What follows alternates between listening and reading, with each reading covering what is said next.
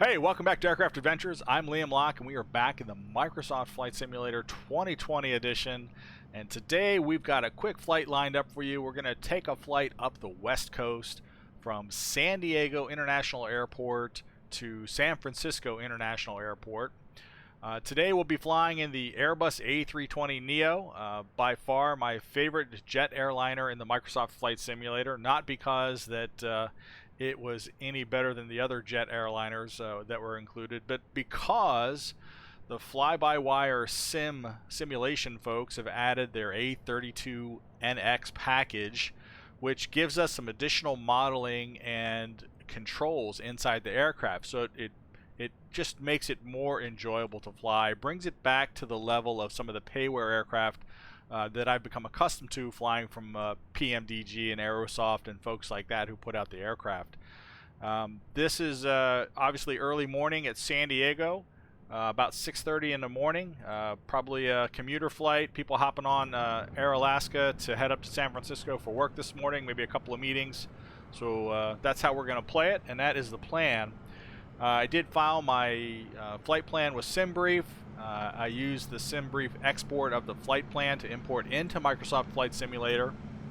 Of course, it always comes with an assigned runway, which I undo and put the plane at the gate. So this is the San Diego International Airport add-on that just recently came out from Latin VFR for the Microsoft Flight Simulator.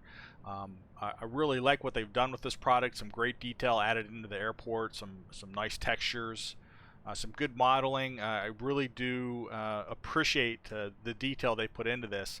My only criticism is looking at the gate numbering, right? If you look at the buildings and see the numbers associated with the gates, they don't align to what the Microsoft Flight Simulator shows as your gate options when you're setting up your flight plan. So when I inserted my flight plan from SimBrief, it puts me on the runway. I want to go and put the plane at an appropriate gate for my flight, but it had higher numbers that didn't align with what's actually shown here, on the tarmac and at the gates. So that was a little bit difficult. I kind of had to work through those numbers and figure out, okay, where do I need to be? And here, we're allegedly in the 20 areas of Terminal 2 East, so I believe I'm in the right place for the Alaska Airlines aircraft for its boarding and departure from San Diego this morning. We're going to go ahead and get this flight started. That's it. Let's hop in the aircraft and start getting things fired up. A little hard to see an aircraft, obviously early in the morning. See if we can get some lights turned on here. Should be the light right here. Yes.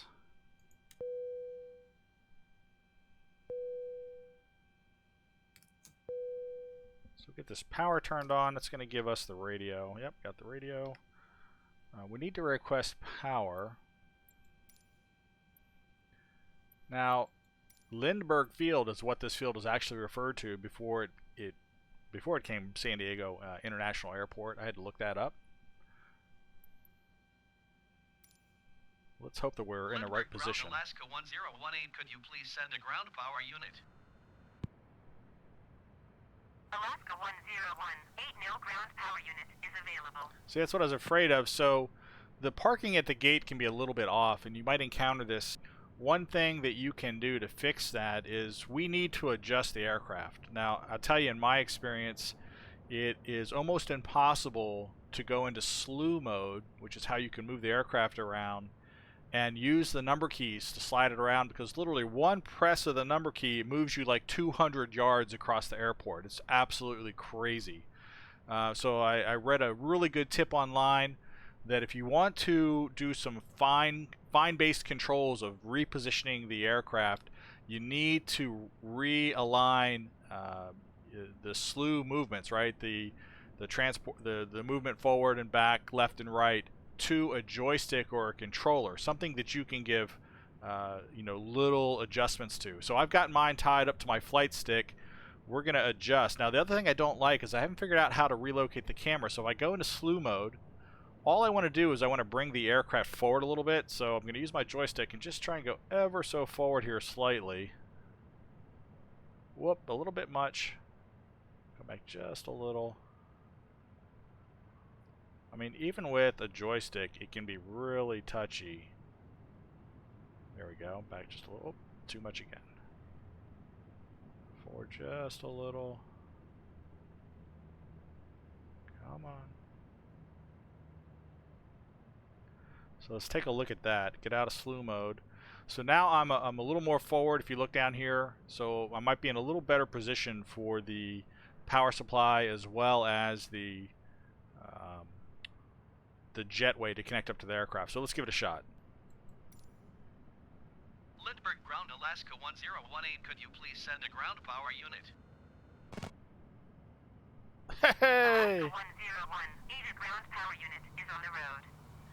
So we got into the right position that time, so we had to back up to that first marker for this particular aircraft. It's very particular. If you're not parked quite correct at the gate, ground services won't connect to the aircraft. So I'm gonna go fingers crossed that since we could get the fuel truck, since we could get the ground power unit to connect, we should be able to also request the jetway. Lindbergh Ground Alaska 1018, could you please connect the jetway to the aircraft? Hey, there we go. Alaska 101, aid the jetway is going to be connected.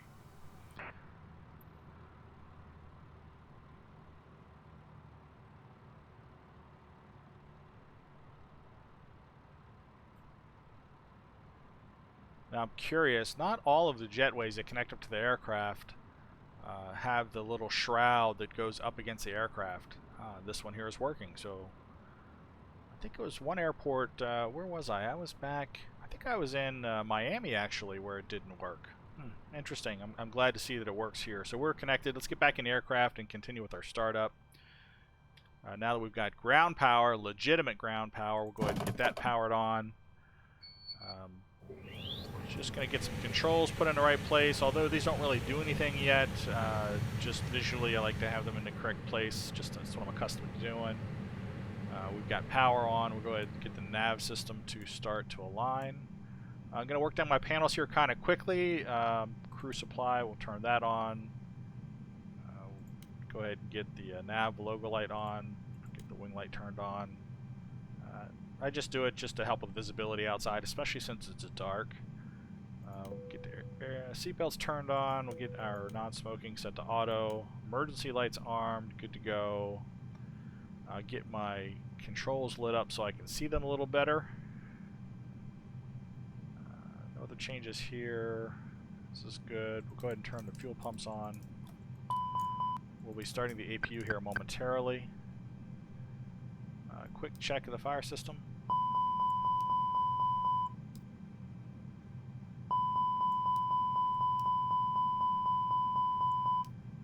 Okay.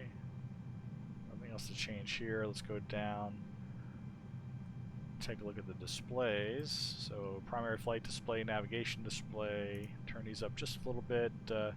They look, you get this gray background. It looks like it's too much brightness. It looks a little more natural during daylight.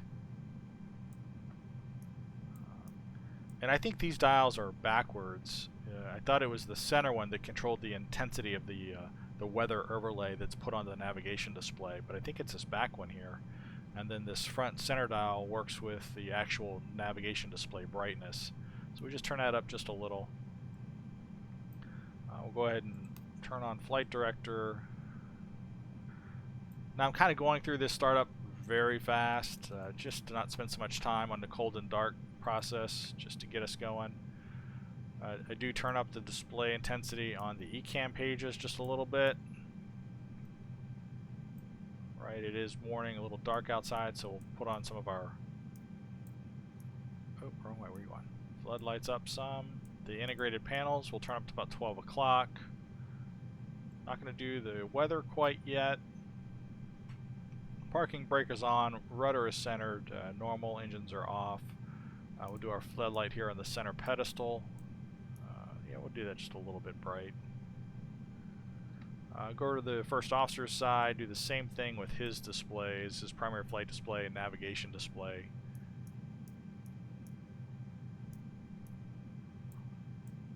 Looks good. Gear is down. Nothing else to set here. already set the lighting.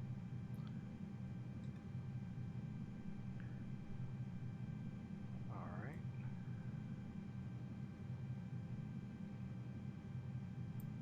Take a look at the CDU. So we do have the latest Navigraph data programmed in. It's a part of their beta program. So we should have all current content for airports, SIDS and stars, and waypoints in the Microsoft Flight Simulator. We are still waiting for our inertial reference system to be in alignment. Another 4 minutes before that is in place. So we've got our flight set up. We'll go ahead and get our... bring up air traffic control. Let's listen to the weather. Lindbergh Airport information, Whiskey 1300 Zulu. Wind 258 at tree. Visibility, niner. Sky condition, clear. Temperature, 15. Dew point, 1 tree. Altimeter, 29.92. Visual runway 27 in use. Landing and departing runway 27. VFR aircraft say direction of flight. All aircraft read back hold short instructions. Advise controller on initial contact you have, Whiskey. Lindbergh Airport. Okay, so we have Whiskey, and we've got our detailed weather. I am flying, well, at least I was flying, I believe with live weather, but it's awfully clear outside. So we've got clear skies. It might be a beautiful flight up to San Francisco today. So I'm not going to complain about that, that's for sure. It's certainly better than flying into clouds, because that's not visually very interesting for you. So we'll take it, and then of course runway 27 in use. So we'll look here at our setup. Still waiting for alignment. Let's take a look at our NIT information. So San Francisco, KSAN to KSFO, San Diego to San Francisco, I should say. Flight number today is 1018. Cost index from our flight plan. Bring up my flight plan here. This is my flight plan. Cost index is 5. So we've got our additional information for fuel and our planned weight.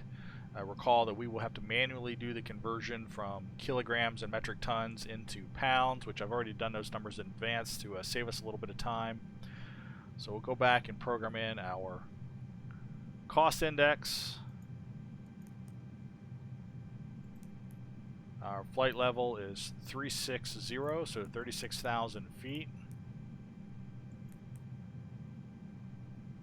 I'll look at the next page here. Block fuel. I have not set up my fuel yet. I didn't set it up in advance, so we'll go ahead and do that now. Close this down. Alright, so for fuel today, the flight plan, right, block fuel, 7.5 metric tons, 7,526 kilograms.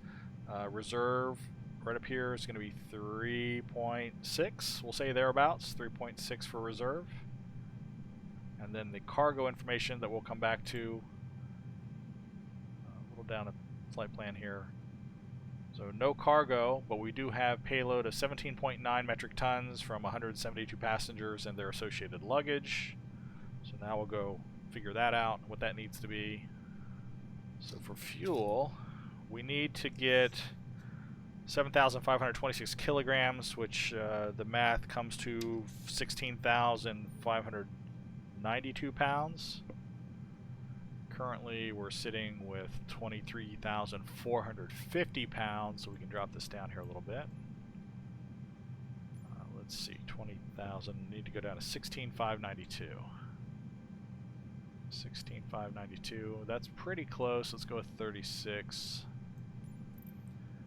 16,884, that is close enough for our purposes, so we're going to make a note here of 36% is our fuel load.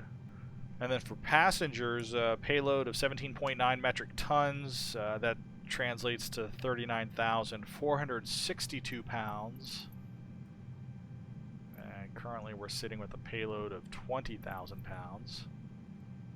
We're going to push that up here a little bit. 39, we got to come down some. 38, 39,462. That's going to be pretty close. 39,460. That almost right on the money, so we'll say 59%. That's what we're going to shoot for. And then we'll look at the center of gravity. So we're currently out of range. We need to be between 16% and 40% for the mean aerodynamic chord. Yes. So we need to transport some of this weight back, and of course we've commented before that this doesn't balance out very well. So really simple. Take 2,000 pounds here off the front, 1,000 pounds off the middle here. Right, and we're just going to move it back. So 10, 11. That puts us back at our 59% where we want to be. That redistributes the weight. And now we've got 23.09 for center of gravity. So fuel and payload is set. We'll look over here, 23. Go down, look at this. So 23, looking at the center of gravity marks here, 23 is going to put us probably in the neighborhood of 0.6 again. Yeah, 0.6, 0.5. We'll say right about there. And then to get that actual number, we can just glance at the flight controls and see we're at 0.7 up is what we're going to go for.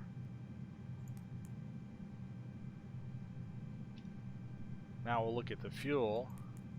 Right, block fuel on board 7.6. So we'll drop that in right here. Get into another angle. 7.6. Zero fuel weight. This threw me off at first, but this is being called from the computer itself. If you just click on the button, clear the message at the bottom. You got to do that first. Clear GPS primary. Go ahead and click on zero fuel weight. It will call it back. Now, what was the center of gravity? We said up 0.7. It was 23. So we went 23 to zero fuel weight of 21. This might be accurate, but I'm just going to put it in for right now. Probably something we need to work out and make sure we understand in the future. Reserve fuel we annotated to be 3.6. It's a little high because I do put on 60 minutes of additional fuel typically, only for no other reason than my own inexperience. So 3.6. So 47% of our fuel is reserve fuel. Our inertial reference system is now in alignment. GPS should be good to go. If we went back and looked at the init page here, right, we've got our IRSs are aligned with our current GPS, so that is good. From here, we'll take a look at the flight plan. Flight plan has us taking off from runway 27. That looks good, no issues there. That's what came directly from our SimBrief flight plan. And we'll be flying the Padres 2 SID, transitioning at the IK waypoint. That's the plan right now. We need to look at performance information. So for performance, transition altitude for this airport, 18,000 feet.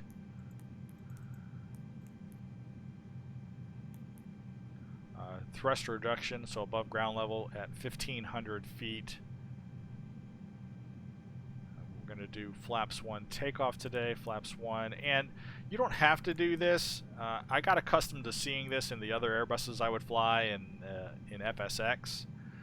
Would typically put in right here for our trimmable horizontal stabilizer, our THS. You can drop in up and 0.7 we annotated. This does nothing as far as I know with any of the calculations. It's purely there for reference. You do not have to put it in. That will take that. So for derated temperature, derated takeoff, we want to bump this up from 20. I've been working generically with 49. I've seen that used a bunch of times. If I had an FCOM with performance, we could actually figure it out based off our weight, runway length, and all that fun stuff, what the actual derated temperature should be. And I would show you that, but we're just going to go with 49. That's close enough for our purposes. Alright, so that's done. Now, one thing that I didn't realize I had to do is, if you want to make sure your V1, your rotate, and your V2 speeds are set correctly, they're kind of pre-programmed by default based off everything that was already in the flight management guidance system. But if you click on it, you might get a different number. I was not aware of this. So interesting, I've got a different number here, so we want to drop that in. Our rotate speed went up a little bit, and our V2 speed likely has gone up to, it has. So now we've got those adjusted. We want to make note of those. Everything else looks like it's set. No other changes made here. We can kind of just glance at our flap schedule. Looks good.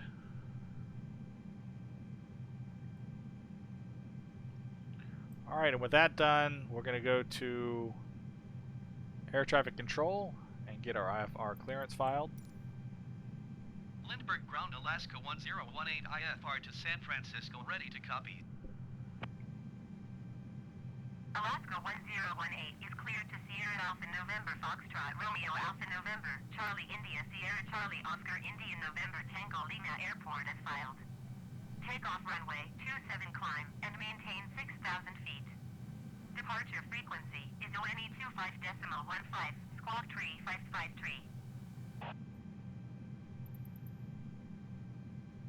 Alaska 1018 cleared to Sierra Alpha November Foxtrot Romeo Alpha November Charlie India Sierra Charlie Oscar India November Tango Lima Airport is filed. Takeoff runway 27 climb and maintain 6,000 feet. Departure on ONE 25.15 squawk tree 553. Alaska 1018 read that correct. Contact ground on ONE 23.9er.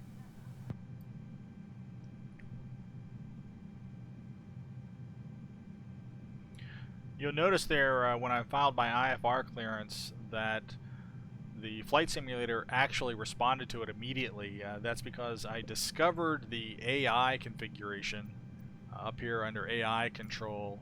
I turned on, I'm letting the first officer actually manage all the radio comms. It just makes it a lot easier to manage the aircraft and make changes and fly the aircraft rather than you know, trying to cater to ATC's every single call to the aircraft. Clearly that gets a little frustrating as a single pilot, so it's nice to have that little AI assist enabled. So get this off the screen. Alright, we'll also verify our barometric pressure setting, so we are at 29902. That looks good. We did program in our assigned altitude for departure, 6,000 feet. Scan down here, so the spoilers are retracted, the flaps are all the way in the up position, which is also expected at this time. We don't have any changes we need to apply in the navigation display, although we will turn on constraints. We're ready to start the APU, so we'll jump up and get the APU started. We'll scan down here for the APU display page. Now, you know, you can wait, I think it's like 3 to 5 seconds and go ahead and hit the start, or you can monitor for the flap open. I've read in an FCOM before where you're supposed to wait until you get that acknowledgement of flap open, so I've got it. APU start.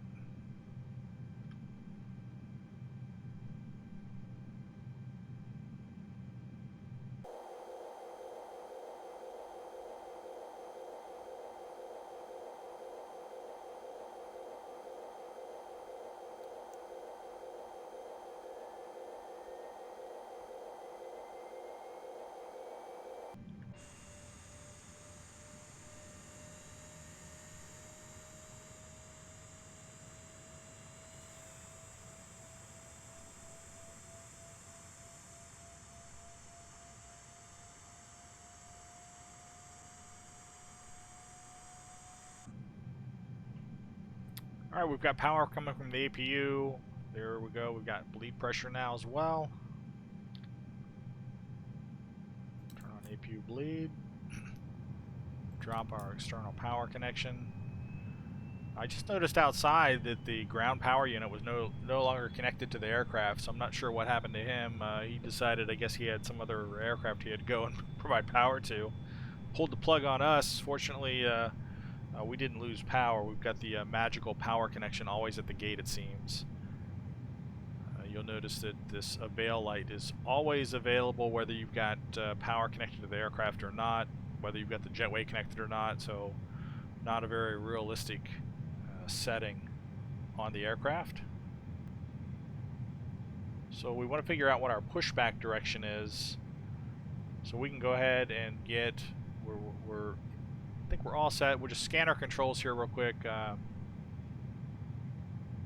get the beacon light turned on because we are going to be starting the engines here momentarily. I don't have any white lights, nothing jumping out at me. Everything else should be set and ready to go.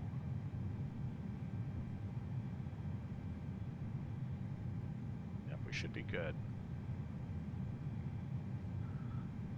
So let's go ahead and figure out which direction we're going. We'll go ahead and get our taxi IFR clearance. Lindbergh Ground Alaska 1018 with X-ray ready to taxi IFR.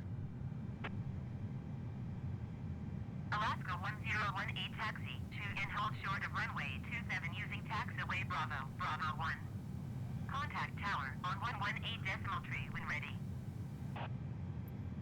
Alright, taxi clearance today is actually really easy, so taxiway B to entry B1 for runway 27. Taxi to and hold short runway 27 via taxiway Bravo, Bravo 1 Alaska 1018. And to help make sense of that, it's always easier to look at Navigraph. If you have that, bring up the chart for the airport, see where we are parked. We've got the indicator turned on for our moving map. So Terminal 2 East, we need to back out. We need to go down B to B1, so all the way down and hop on the runway 27 here. So we're going to push back straight, turn the nose to the right, which is it's a bit weird in Microsoft Flight Simulator because we're telling the tug, I think, which way to turn. So this is going to be a turn to the right, nose to the right. Should be nose to the right. Just make a note here. Maybe I'm wrong. It seemed a little backwards the last time I did it.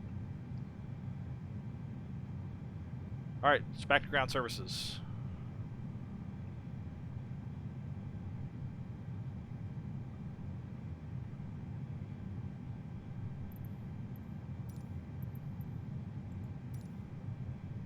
Lindbergh Ground Alaska 1018 requesting pushback.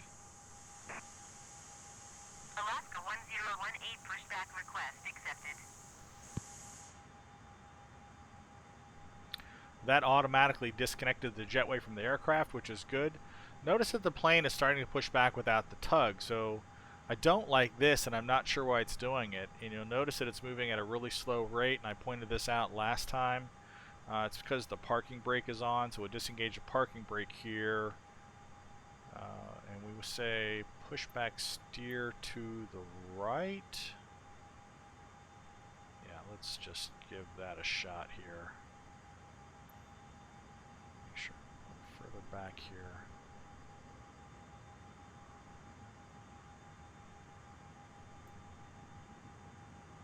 Let's try that. Lindbergh Ground Alaska 1018 requesting pushback tug to steer the aircraft to the right. No! Alaska 1018, your request has been transmitted to the operator. No! Turn the other way! Turn the other way! Lindbergh Ground Alaska 1018 requesting pushback tug to steer the aircraft to the left. Left! Alaska 1018, your request has Fortunately, been transmitted to the operator. we don't have a plane behind us. Oh, how embarrassing. Oh well. That's what you get for no prep. Looks good. We should be plenty far and back right now. We'll go ahead and stop. Lindbergh Ground Alaska 1018 requesting the end of pushback. Our magical pushback. Alaska 1018 request to end pushback received. Put the parking brake on. Hop back in aircraft. Let's get our engines started up. So we do have the APU bleed turned on, we should be good to go to start here. Let's go to the engine page. So ignition, engine 2 startup. Keep an eye on that startup. So we got N2 rotation.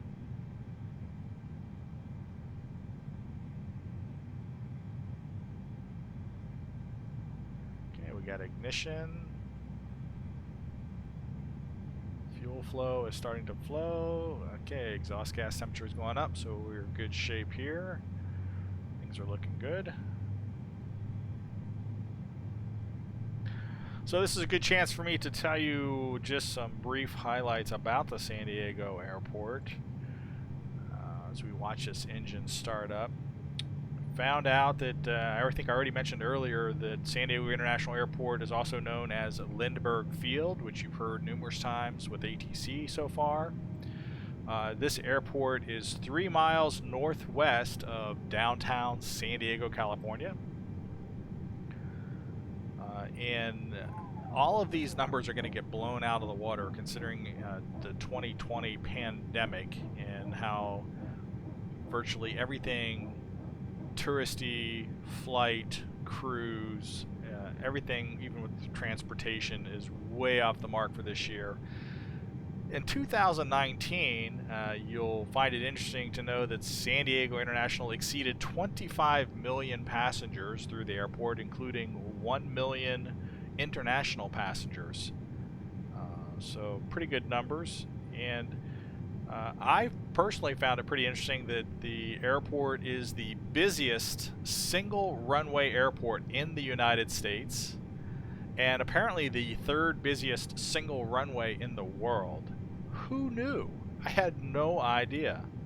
So pretty interesting. And if you're curious who the top 2 single runway airports are in the world, according to the wiki that I read, right? So we can take this with a grain of salt. Mumbai Airport and London Gatwick apparently are the 2 top single runway airports operating around the world. So pretty interesting information.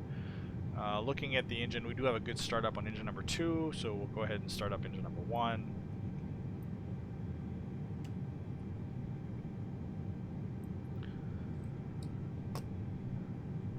Excellent. So watching our startup here, N2 rotations, good. Monitor for ignition, V, fuel flow, and rising exhaust gas temperature, so everything is good to go there.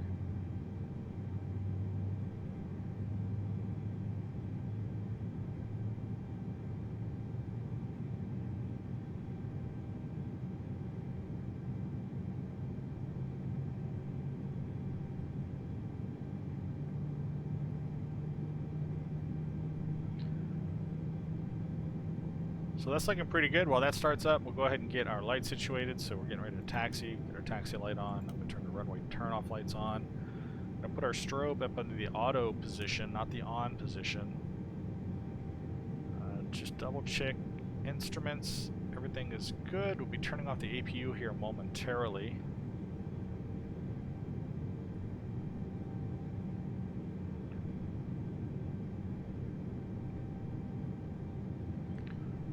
Takeoff, rejected takeoff, we'll go ahead and arm the spoiler.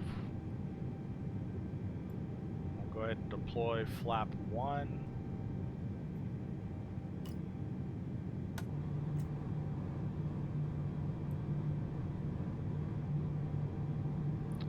Alright, engine 1 startup is good. Everything's in a green. We don't have any yellow, any red. Go back to the normal position here. Go up top. Go ahead and turn off the APU bleed. Turn off our APU power. Do a quick check of our flight controls. We are still at our pitch trim of 0.07 up. Left aileron, right aileron. Do our elevator check. And our rudder check. Looks good. Brake accumulator pressure looks good, but this really doesn't move a whole lot unless you got the parking brake turned on and off.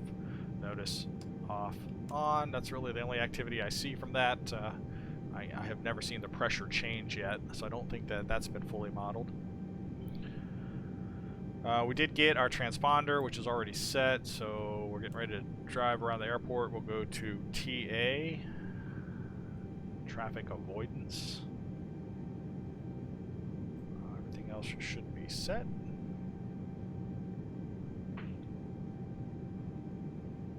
Looks good. No other issues. Let me just quick check of my checklist. Don't need any anti-ice today. Everything looks good.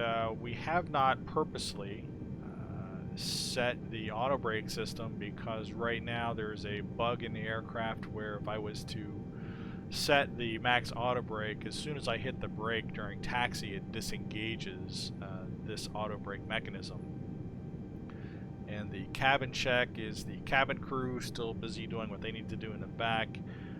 I have yet to see this go off, although I've seen some YouTube videos where it's not on. So if there's a button or activity that I need to actually do to clear this indicator, please someone put it in the comments and tell me what I need to do, because I have yet to find it. Oh, and another warning, so predictive wind shear is off. We actually have to turn the weather on, so I'm glad I caught that. So we'll go down here. Here's predictive wind shear, over to auto, put our radar system to 1. That should get rid of that notification, so good, that's gone now. For the sake of our test, we'll click the max here, takes care of that indication. We'll do our takeoff config test. Everything is normal, so good to go. We should be ready to taxi to the runway. So we'll get up here, quick look outside, so it should be clear, good to go taxiing.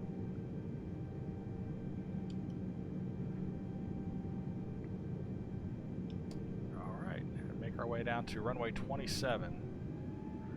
And I always do a quick brake check once the plane starts to roll.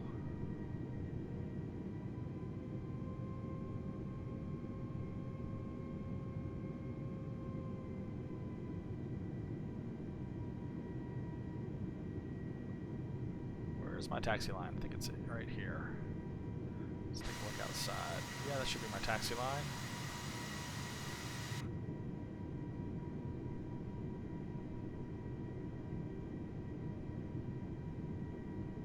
Watch our speed.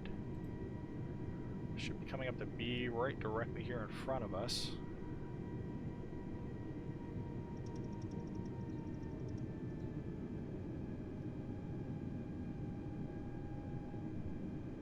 Well, this should be B here. Yep, B.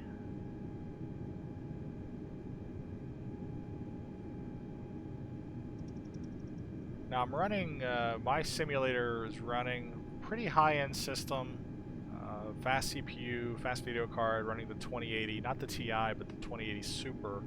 I still get a little bit of jerkiness with the settings. They do run a combination of ultra and high settings, and I find that the jerkiness makes it hard to read the taxiway signs at time. I try to zoom out to look at those. When they start hopping by, they become difficult to read. So we are on the B taxiway.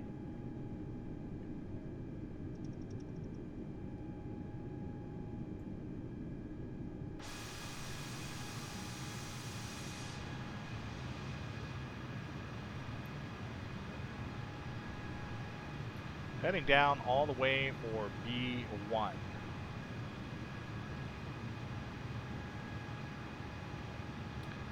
And there is downtown San Diego, right up there to the right.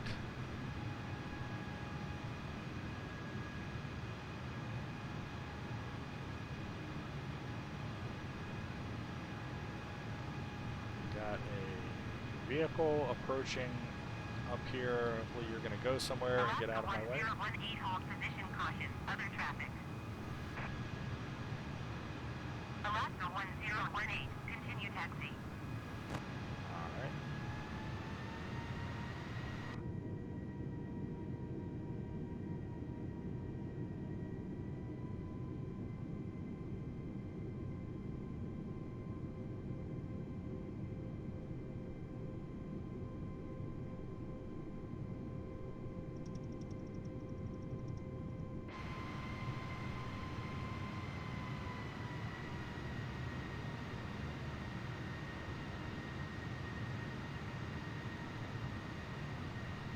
I'm just taking in the sights. This is the first time during the day, since this is a no prep flight for me, that I'm seeing some of the additional scenery detail, some of the tall palm trees lining the waterfront there. Very impressive. Even the parking lot and the car detail, just so much. The immersion factor is so much better, so much more realistic than what we become accustomed to flying in FSX. And X-Plane even took it to a fantastic new level. The level of detail for the buildings and airports was outstanding in X-Plane. I really appreciate the level of effort that went into some of their graphics as well. But this here in the Microsoft Flight Simulator is even another step up still. Okay, so B1 is here. Now it looks like I've got a little jet out here to the right, so I think we're gonna try that. Not sure what the protocol is here at the airport for this, but it's clearly here for a reason. And it does have the identifier of B1 on it.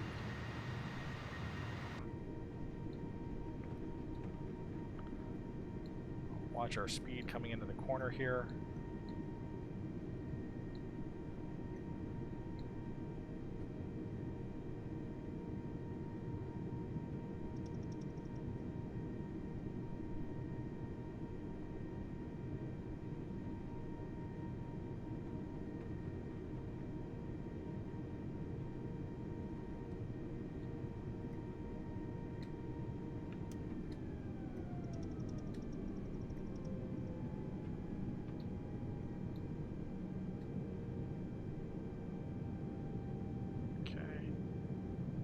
Hold here, go ahead and get the aircraft set up for departure.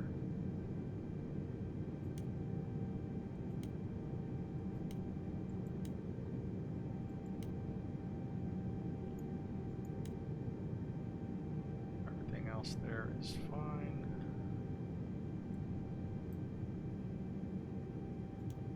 Wrong way.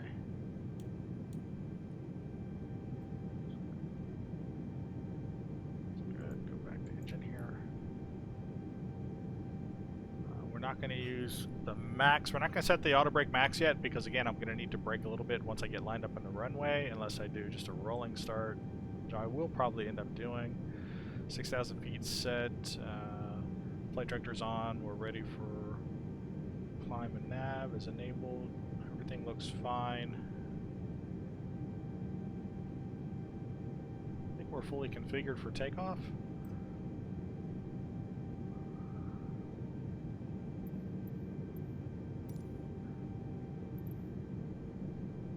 Lindbergh Tower, Alaska 1018 and runway 27 ready for takeoff. IFR to Sierra Alpha November Foxtrot Romeo Alpha November Charlie India Sierra Charlie Oscar India November Tango Lima. Alaska 1018 cleared for takeoff runway 27. Cleared for takeoff runway 27 Alaska 1018. Okay. Cleared for takeoff.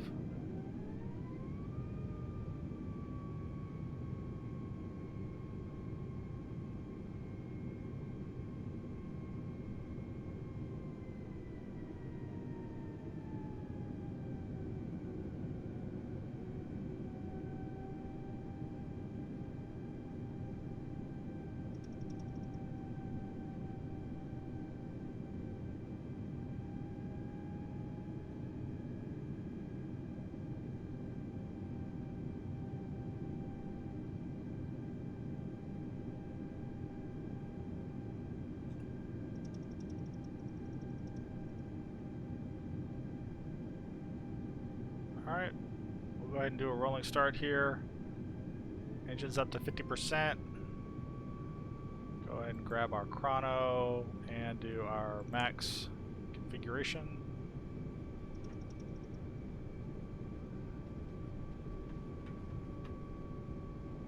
Everything's even out on the engines. Now we'll go to flex.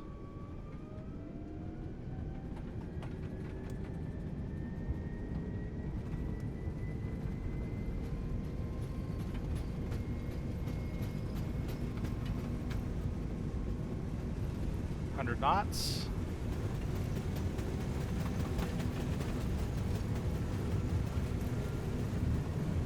V1, rotate.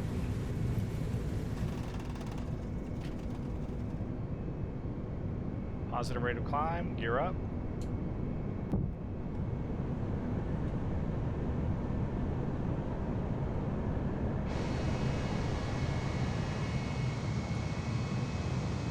Alaska 1018, contact SoCal departure on 125.15. Going to 1825.15 Alaska 1018. SoCal departure Alaska 1018 is at 1,600 feet, climbing 6,000 feet. Alaska 1018, SoCal departure continue to WNFLD as planned. Altimeter 29.92. Go to autopilot. Flaps in.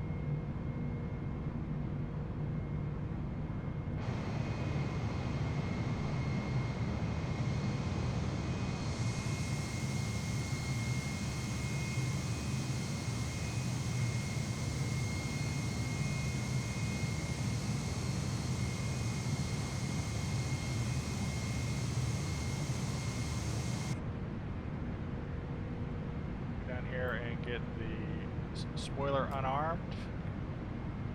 Turn off our nose lights for the landing gear. Turn off our runway turn-off lights.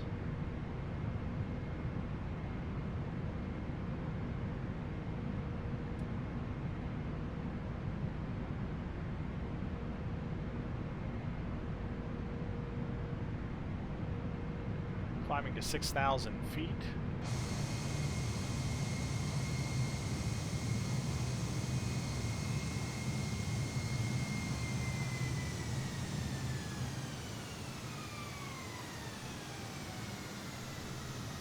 Looks amazing. A little hazy out there this morning.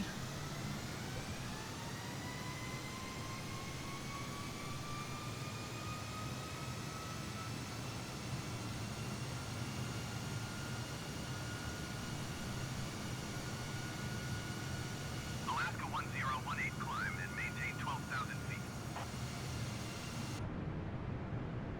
Climb and maintain 12,000 feet Alaska 1018. Climb to 12,000 feet.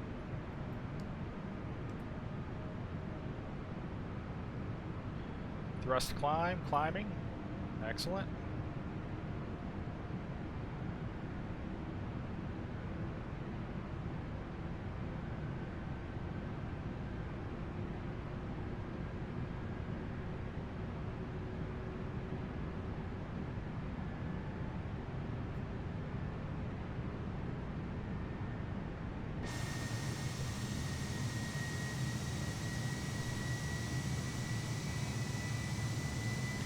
Take a look at our flight plan this morning.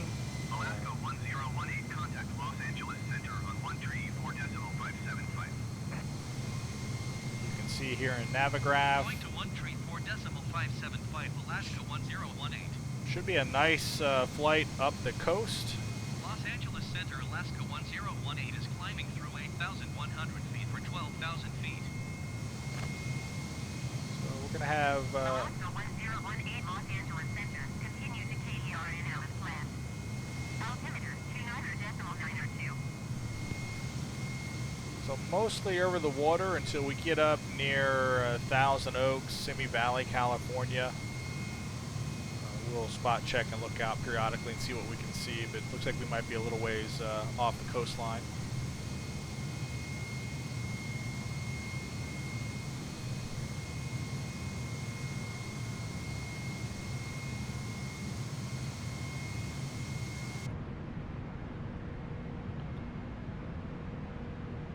Okay. Looks good. We have not set an arrival runway for San Francisco. We'll wait till we get a little closer and see what air traffic control gives to us. I believe the runway assignment when we were inside of the Microsoft Flight Simulator for our flight plan was 28 right. We'll see if that's what they end up giving us when we arrive. Altitude star on the FMA, so we're about to lock on to our assigned altitude of 12,000 feet. We are above 10,000 feet, so we can now turn our landing lights off.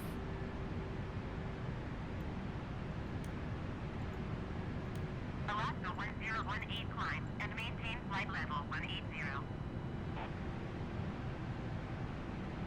Climb and maintain flight level 180, Alaska 1018.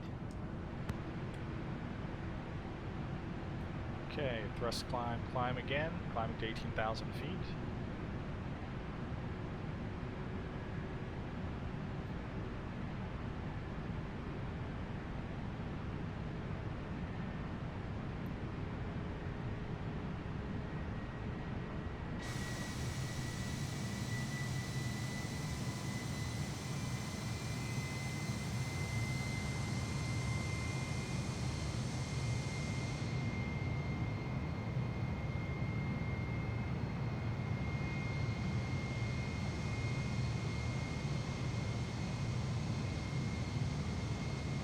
Not a whole lot outside to see at the moment as we fly above the water.